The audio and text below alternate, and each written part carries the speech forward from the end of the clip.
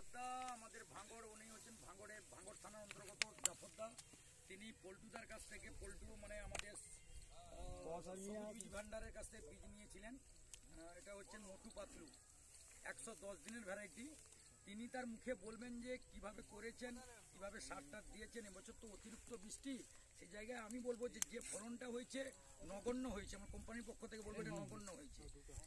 এই ধান যদি বৃষ্টি কম হতো এর দুগুণ আরো ভালো রেজাল্ট হতো। তাও যা দেখছি চাষি যা করেছে, একটা শীষে 180টা হয়েছে, 180 পিস। আর একজন গুনেছিল কত হয়েছে জানি না, 180 ধরে চলছে, 196, 180 পিস হয়েছে। এবং ওয়েট দার ধান পাকার পরে ও ওজন করার পরে বুঝতে পারবে। এবং এর আর একটা বৈশিষ্ট্য হচ্ছে রান্না যখন করবে চাল মানে এত হাড্ডি থাকবে, ভাতের সঙ্গে চিটে হবে না। সেই জন্য দাদাকে বলছিলাম ধানটা বেচতে না, ঘরে যেন চালটা খায়। এবং না মোটা না সরু, আপনি ধানটা ভালো করে ছাড়িয়ে দেখুন, না মোটা না সরু, মিডিয়াম। ফলে এই ধানের বাজার মূল্যও ভালো। আপনি দেখবেন যে বাজারে নিয়ে যাবেন, গভর্নমেন্ট যে রেটে নিচ্ছে সেই রেটেই আপনার বিক্রি করতে পারবেন। এত ধান তো আর ঘরে খাবে না, 5 কুইন্টাল খেলো, তার যদি 15 কুইন্টাল 40 কুইন্টাল ধান হয় সেটা ব্যস্ত। আমি দাদার কাছ থেকে শুনে নিব যে প্রথম বছর করে আপনার অভিজ্ঞতাটা কেমন। মোটামুটি খুবই ভালো।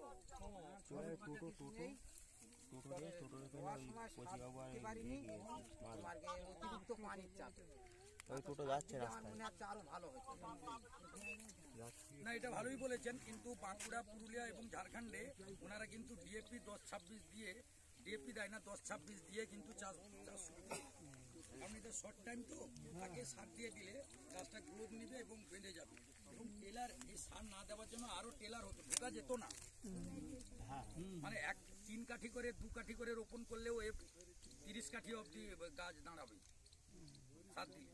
যেহেতু সার দিতে পারেনি অতিরিক্ত বৃষ্টির জন্য, যে রেজাল্ট হয়েছে আপনার মতামত কি আছে? খুবই ভালো। আগামী বছর চাষ করবেন? হ্যাঁ, বোরোতেও করুন, কোনো অসুবিধা কিছু নেই, বোরোতেও হবে, 2 ফসলই করা যায়। মানে ঝাড়খণ্ডের দিকে 3 বার এই ধানটা চাষ করে, 3 বার। আর অলরেডি বাঁকুড়ায় ধান কাটা শেষ হয়ে গেছে, ওরা কিন্তু অলরেডি আলু চাষ শুরু করে দিয়েছে। বোরে ক কিলো করে বীজ লাগবে বিঘায়? বিঘাতে আপনি 5 কেজি দেন, 5 কিলো, মাত্র 5 কেজি।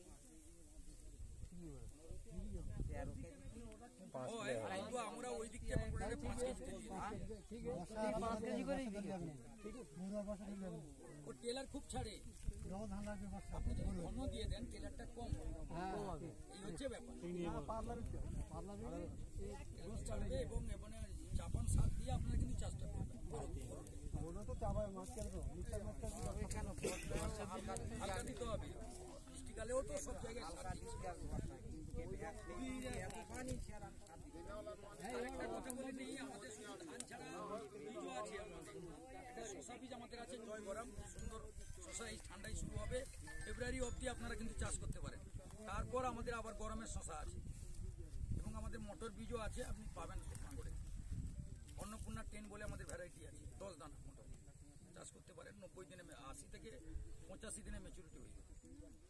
শশা থেকে গাজর থেকে A to Z ভ্যারাইটি আমার আছে ভাঙড়ে। আপনি সবকিছু বীজ আমাদের পেতে পারেন। ধান তো একটা সিজনাল, মানে আপনি বৃষ্টির সময় নিলেন, এই শীতের সময় নিলেন, তারপরে আমাদের অন্যান্য সারা বছরই ভ্যারাইটিগুলো আছে।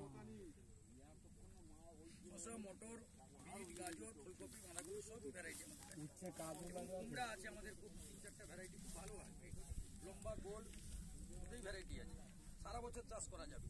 শুধু গরমের সময় এপ্রিল মাসে টেম্পার বাড়ে, সেখানে ফুল শুকে যায়, ওই এপ্রিল মাসটাকে সবসময় আপনার বৈশাখ মাসটাকে ছাড় দিবেন। তারপরে জ্যৈষ্ঠ মাস থেকে